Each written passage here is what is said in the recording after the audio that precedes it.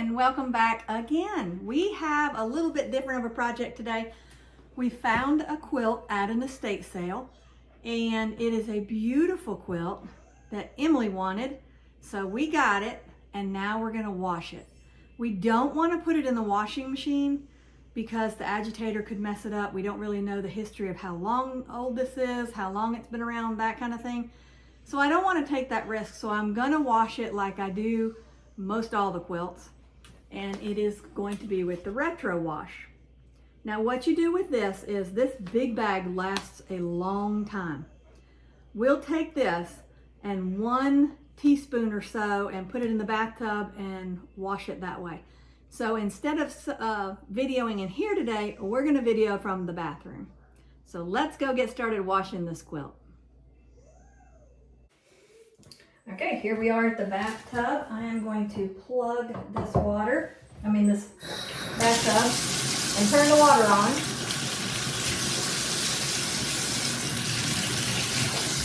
I just do lukewarm water.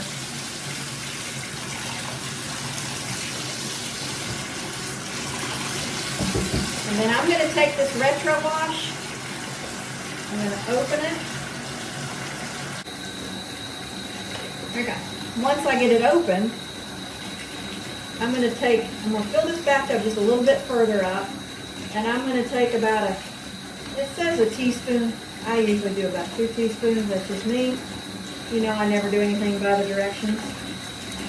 So I'm going to let this dissolve in here. I got enough water.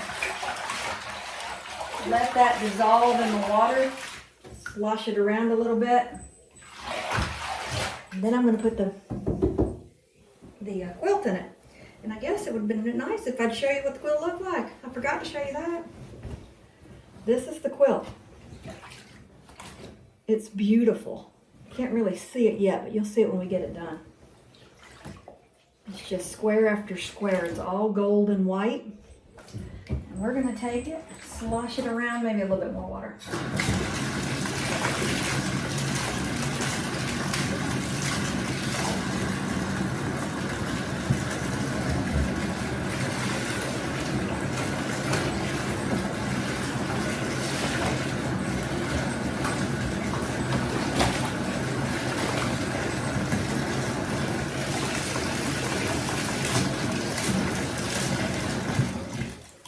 Now we don't really know how old this quilt is, so that's why I don't want to put it in the washing machine, because that agitator could tear it up.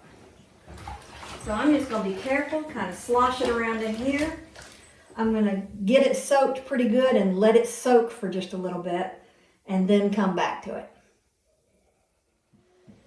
I've let this soak for several hours, and then I drained it, rinsed it, and I filled it back again and put some more soap in it, the retro wash. So I've let it soak again. I'm going to leave it here for just a little bit more, and I keep coming back to it every time I think about it. I just come in and kind of slosh it like this and just move it around in this water for a little bit. So when I say it's laid in here in this water for several hours, it has, but as I think about it, I come back in here and I just kind of move it around. Then I'll leave it alone, let it sit, and come back to it again. This time I'm going to let it sit for another hour or two. Then I'll come back and we'll decide what to do then. Whether we want to let it soak again or whether we think it's pretty much done. We are back again, and it has been in here for a good little bit of time now. I think it's enough, so I am going to let this water out and then lightly wring it out, wash the tub out, and get fresh water in to let it rinse for a little bit. Now that it's drained out and I've rinsed the bathtub out a little bit, now I'm going to fill it with just straight water, just room temperature kind of water. I'm going to slosh it around with it for a little while and get that soap out of it.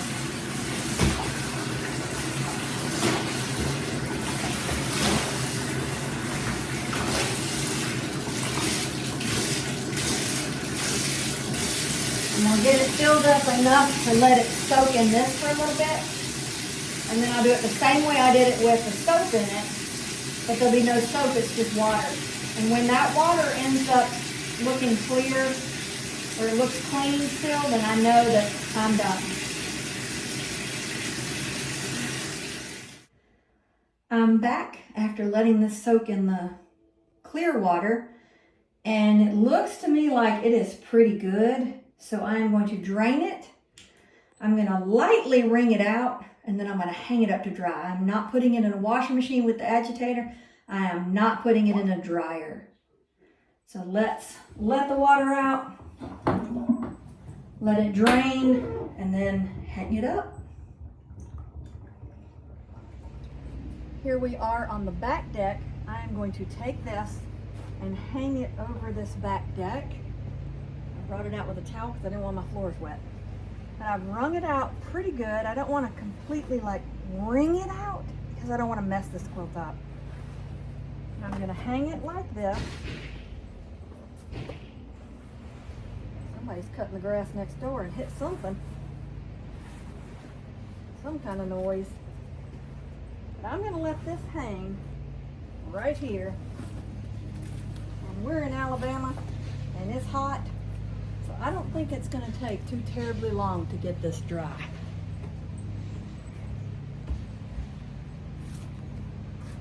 So I'm going to let it hang, making sure that I don't let it hit the floor.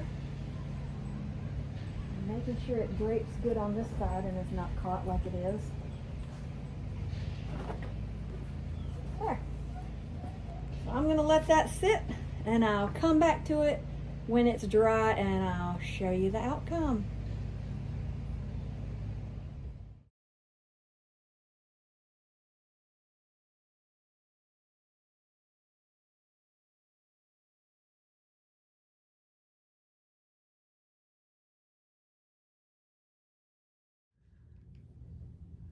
Well, we finished that quilt and it turned out great. So then I went ahead and while I was in motion of doing that one, I figured we'll do the other one that we got at the estate sale. And well, it was a little bit dirtier. I mean, we don't know the history of these quilts, where we're getting them from, where they've been, what they've been used for, how long they've been in existence. So we always wash a quilt when we get it. And I've seen some that are worse off than others and that kind of thing. Well, the one we just did, the gold one, it wasn't so bad. So I went ahead and started the second one, but I didn't video it because I figured it's going to be about the same. So you got the idea and how to do it of the gold one. So I didn't really need to do the next one. Well, I got into the next one and I needed to show you some pictures of it. So I didn't video it because I was already in the process, but I'm going to show you some pictures of the second quilt we washed and show you what the water looks like and why you need to wash these quilts, especially when you're getting them from a yard sale, a estate sale, somebody gave it to you, but you don't know where it came from, that kind of quilt. So I'm going to show you some pictures and let you see what they look like, and then you'll understand why to wash. And also, the one that I showed you is the retro wash. There's also something that we sell at the shop that is just like retro wash, but a little different. It's called retro clean.